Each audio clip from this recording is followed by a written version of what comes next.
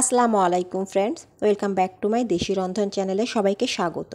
আপনারা যে যেখান থেকে দেখছেন না কেন, আশা করি সবাই ভালোই আছেন। আলহামদুলিল্লাহ, আমিও ভালো আছি। আজকে আমি আপনাদেরকে গুঁড়া চিংড়ি দিয়ে কুমড়ার রেসিপি করে দেখাবো। আশা করি ভিডিওটা আপনাদের সবার কাছে ভালো লাগবে। চলুন রেসিপি দেখে নিয়ে যাক। এখানে আমি একটা প্যান নিয়েছি, প্যানে দিয়ে দিচ্ছি আমি জিরা এবং কালো জিরা ফোড়ন, এতে ফ্লেভারটা অনেক সুন্দর আসবে। দিয়ে দিচ্ছি আমি পেঁয়াজ কুচি। আমি পেঁয়াজটা হালকা ব্রাউন করে ভেজে নেব। কুমড়া যেভাবেই রান্না হোক না কেন খেতে কিন্তু অসাধারণ লাগে, তাও যদি হয় গুঁড়া চিংড়ি দিয়ে, তাহলে তো টেস্টটা তো অসাধারণই হয়। এখানে দিয়ে দিচ্ছি আমি এক এক করে হলুদের গুঁড়া এবং মরিচের গুঁড়া। আমি তেলের মধ্যে একটু ভেজে নেব, তাহলে কিন্তু কাঁচা গন্ধটা থাকবে না এবং কালারটা কিন্তু খুব সুন্দর আসবে।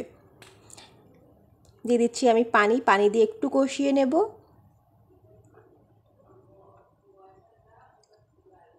দিয়ে দিচ্ছি আমি আদা রসুন এবং পেঁয়াজ বাটা, আমি 2 চামচের মতন দিয়েছি। আমি এখানে বেশি মশলা ইউজ করব না।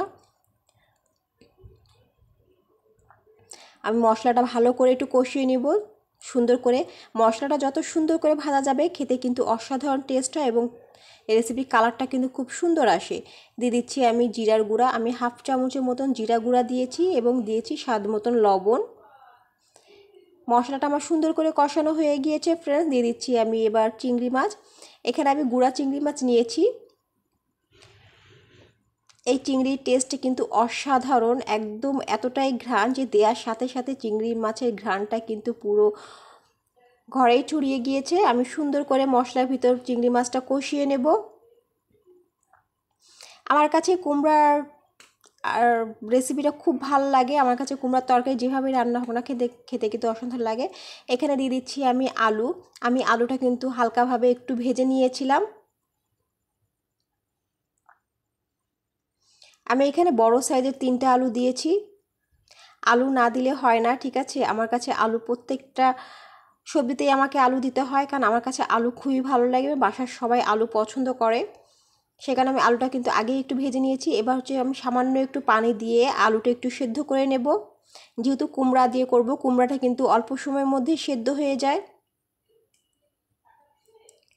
আমার রেসিপিটা যদি আপনাদের কাছে ভালো লেগে থাকে, অবশ্যই আমাকে এক কমেন্ট করে জানাবেন।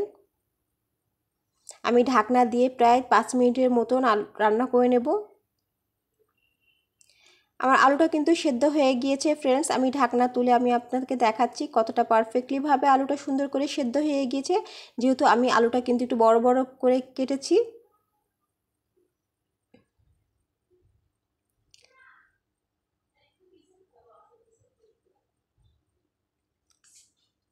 আমি ভালো করে নাড়াচাড়া দিয়ে নেব।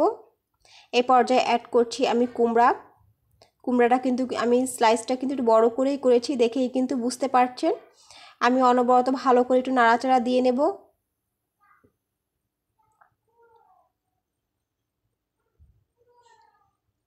কুমড়া দিয়ে চিংড়ি মাছের রেসিপি অসাধারণ লাগে, আর কিছুই লাগবে না। যদি এই কুমড়া দিয়ে চিংড়ি মাছ দিয়ে যদি এই রেসিপিটা থাকে, আর কিছুই লাগবে না। 1 প্লেট ভাত কিন্তু নিমেষেই শেষ হয়ে যাবে। আমার কাছে কিন্তু খুবই ভালো লাগে।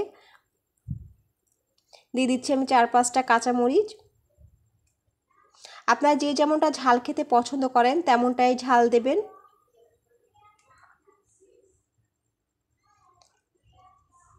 আমি কিন্তু কুমড়াটা ভালো করে মশলার সাথে কষিয়ে নিয়েছি ফ্রেন্ডস।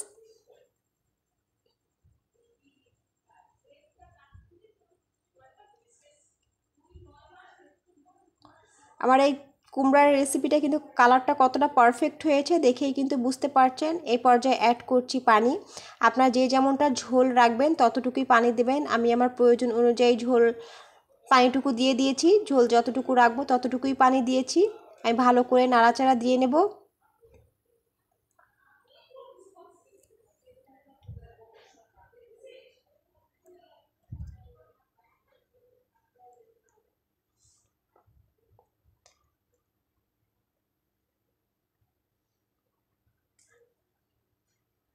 আমি ঢাকনা দিয়ে প্রায় 5 মিনিটের মতন রান্না করে নেব। এই রেসিপিটা কিন্তু খুব ঝটপট হয়ে যায়।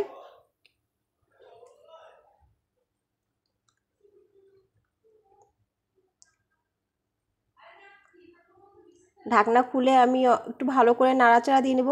ফ্রেন্ডস, আমার কিন্তু কুমড়াটা কিন্তু অলরেডি সিদ্ধ হয়ে গিয়েছে, দেখেই বুঝতে পারছেন কতটা পারফেক্টলিভাবে সিদ্ধ হয়ে গিয়েছে। দিয়ে দিচ্ছি আমি ধনিয়া পাতা কুচি, এতে কিন্তু ফ্লেভারটা অনেক সুন্দর আসে। হাতের কাছে থাকলে ধনিয়া পাতা দিবেন, আমার কাছে ছিল বিধায় আমি দিয়েছি। আমি ভালো করে একটু নাড়াচাড়া দিয়ে নেব আস্তে আস্তে করে।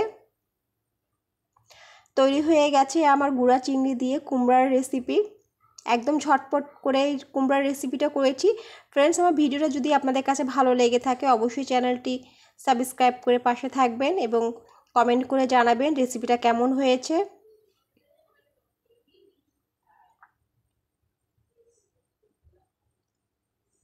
সবাই ভালো থাকবেন। আল্লাহ হাফেজ। আসসালামু আলাইকুম।